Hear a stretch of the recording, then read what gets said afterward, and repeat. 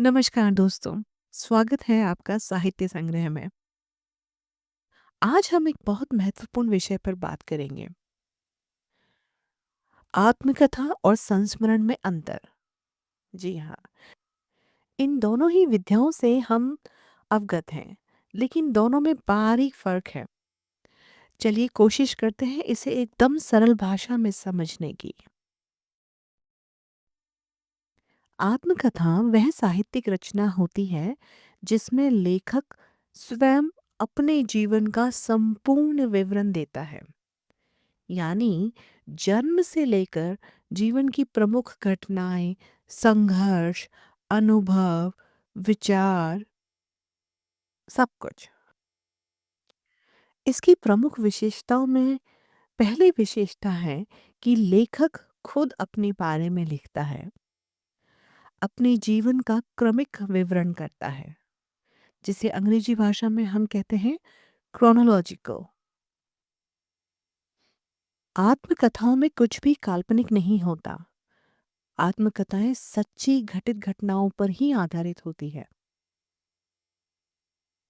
इसमें लेखक का व्यक्तिगत विकास, उसका सामाजिक सरोकार और उसी का आत्म मंथन उजागर होता है।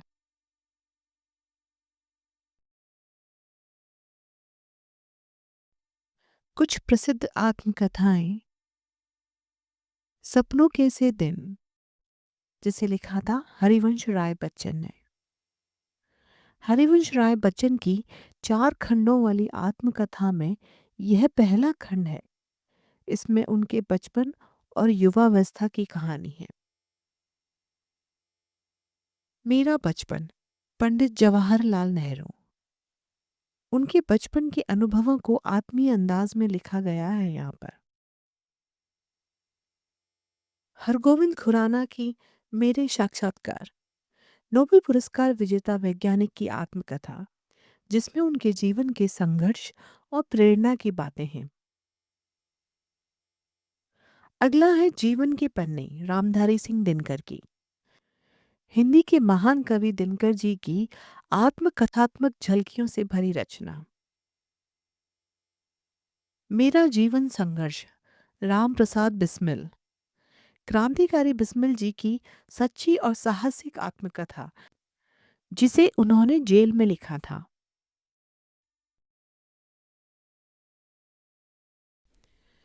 और हम संस्मरण को सरल भाषा में कहना चाहें तो संस्मरण वह रचना है जिसमें लेखक किसी व्यक्ति, स्थान, घटना या कालखंड की यादों का वर्णन करता है।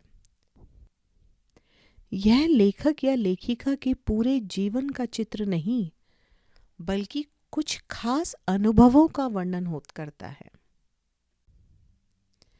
और संस्मरण की कुछ विशेषताएं होती हैं, जैसे कि इसमें पूरा जीवन नहीं बल्कि कुछ खास यादों का वर्णन किया जाता है। लेखक इसे भावनात्मक और विचारक रंग दे सकता है। अक्सर संस्मरण किसी व्यक्ति या विषय पर केंद्रित होते हैं और इसे लिखने की शैली आत्मीय और मार्मिक होती है।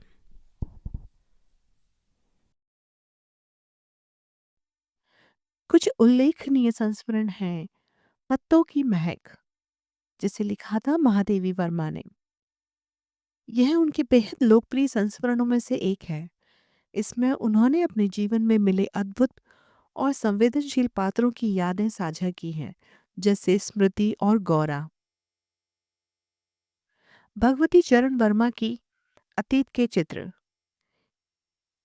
इसमें लेखक ने अपने जीवन के कुछ खास अनुभवों और मिलने वाले लोगों के चित्रण के माध्यम से समाज और संस्कृति को सामने रखा है। रविंद्रनाथ ठाकुर की मेरे बचपन के दिन, जिसमें कलकत्ता की हवेली, स्कूल की यादें और पारिवारिक माहौल का खूबसूरत चित्रण है।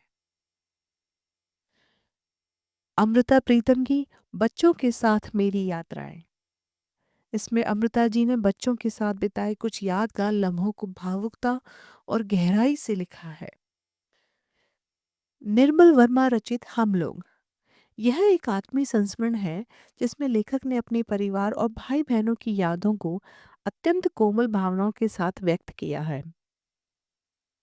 कृष्णा सोबती का बंद गली का आखिरी मकान, इसमें लेखिका ने बंटवारे के समय के अपने अनुभव साझा किए हैं।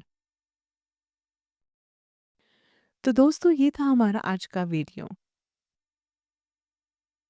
अगर आपको ये वीडियो पसंद आया हो तो प्लीज़ लाइक करें, शेयर करें और चैनल को सब्सक्राइब करें। और हाँ, कमेंट में लिख के हमें ज़रूर बताएं कि आपको आत्मकथा और संस्मरण में से क्या पसंद है या दोनों पसंद है। मिलते हैं अगले वीडियो के साथ। धन्यवाद।